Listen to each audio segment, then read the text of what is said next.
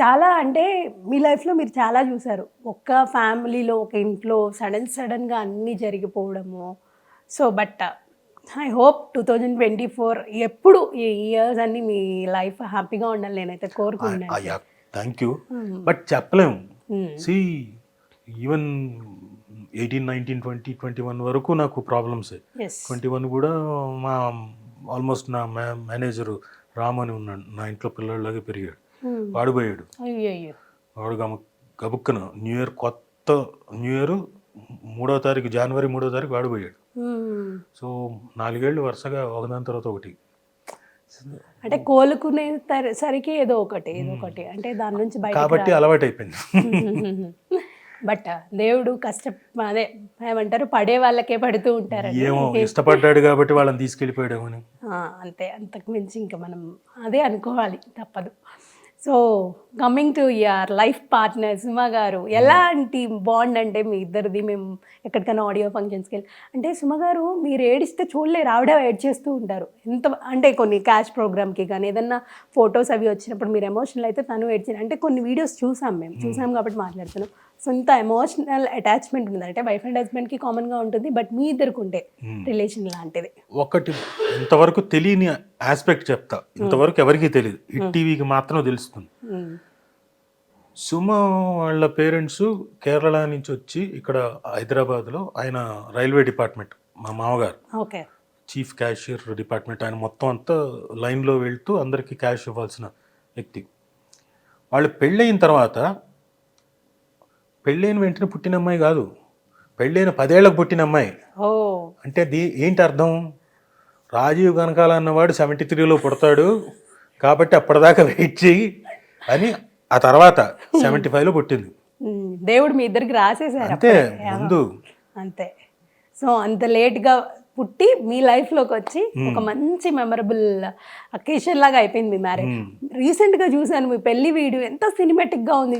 అది పెళ్లి వీడియో కాదా? అది సీరియల్లోదే. అయితే అందరు కామెంట్స్ పెడుతున్నారు ఎంత సినిమాటిక్గా ఉంది అంటే, అప్పట్లోనే అంత సినిమాటిక్గా చేసుకున్నారేంటి అని చెప్పి.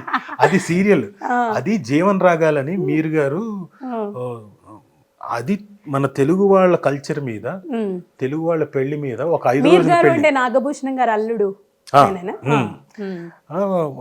ఆయన డైరెక్టర్ ప్లస్ కెమెరా డిఓపి. అది సాంగ్స్ ద్వారా చేయడం. ఫోక్ సాంగ్స్ ఉన్నాయి అందులో, హోలీ పండగ మీద మనకి అట్ల తద్ది, ఇంకోటి ఇలాంటివన్నీ సాంగ్స్ రూపంలో మొత్తం అంతా ఒక 13 వారాలు. అందులో మన తెలుగు వాళ్ళ పెళ్ళిళ్ళు 5 రోజులు జరుగుతాయి ఘనంగా.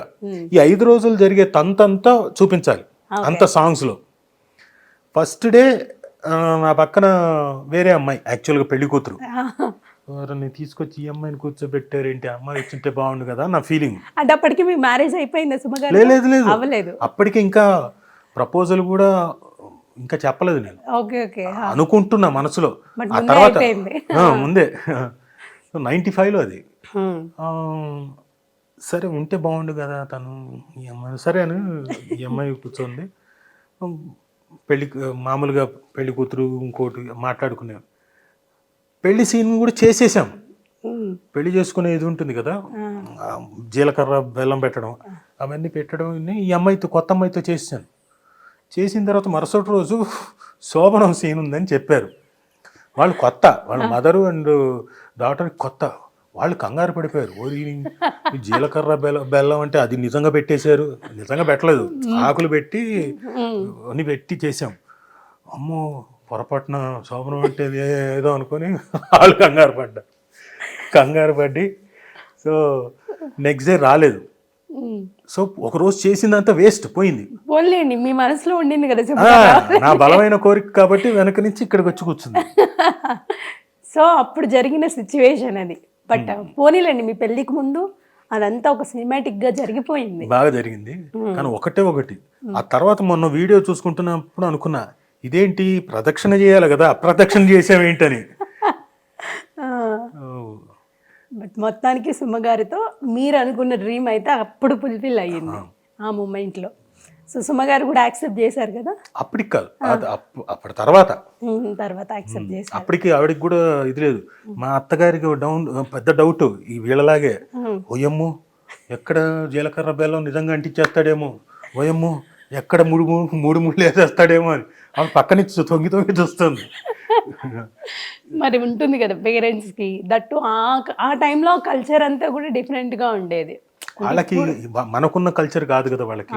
వాళ్ళకి కట్టడాలు అవన్నీ కాదు, ఉరికే హుక్కు అంటే గోల్డ్ చైన్ అలా హుక్ వేయడం అలా ఉంటుంది.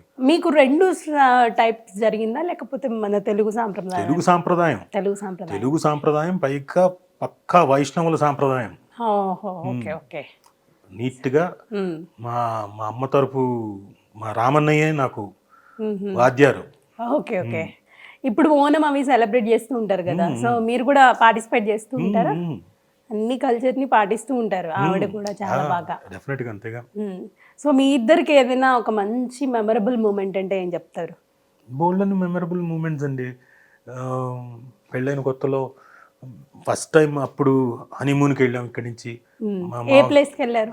కొడైకెనాల్కి. సో ట్రైన్ జర్నీ అంతా ఒక మెమరబుల్ మూమెంట్. సో అక్కడికి వెళ్ళిన తర్వాత సుమను భయపెట్టాను రూమ్లో. ఏం చేశారు? నాకు దయ్యాలు పూంతాయి సుమ, కాబట్టి ఉన్న నువ్వు ఆశ్చర్యపోనక్కర్లేదనే ఊరుకో అని. సరే అని చెప్పేసి లేదు అని చెప్పేసి రూమ్లో కూర్చున్నాం, లైట్ ఆఫ్ చేసి కూర్చున్నా, సైలెంట్గా ఉన్నా. రాజా నువ్వు ఊరికో కావాల్సింది చేస్తున్నాయా రాజా? కాదు అని 5-10 నిమిషాలు అని నేను కదలలేదు, అలాగే ఉన్నా. ఆ 10 నిమిషాల తర్వాత బాడీ అంతా షేక్ చేస్తూ అంటే తిని లేచి వెళ్ళిపోయి, ఆల్రెడీ రెడీగా ఉంది తలుపు దగ్గరికి వెళ్ళిపోయి, నేను వెళ్ళిపోతాను, ఇదిగో ఇక్కడ దాకా వచ్చిన తర్వాత నువ్వు ఇలా చేస్తే ఇదిగో ఎవరు లేరు, నువ్వు ఇలా చేస్తావేంటని ఆల్రెడీ రెడీగా ఉంది తలుపు దగ్గర. నాకు తెలుసు ఇంకా ఇప్పుడు చేయకపోతే దాటేస్తుందని అరవంగానే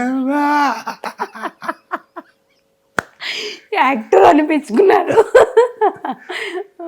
అదొక మెమరబుల్ మూమెంట్. ఇద్దరికి హార్స్ రైడింగ్ రాదు కానీ గుర్రాలు ఎక్కాం. ఎప్పుడు పడిపోతామో ఏంటో నాకు పెద్దగా నాకు వచ్చినట్టుగా నేను ఫీలింగ్ చెప్పలేదు, నాకు రాదని. అంటే తను ఒక హార్స్ మీద మీరు ఒక హార్స్ మీద. ఓకే. నాకు రాదని నేను చెప్పలేదు తనకి, కాకపోతే నేను భయం బయటికి చూపించకుండా రాజాది రాజా అన్నట్టు అంతే.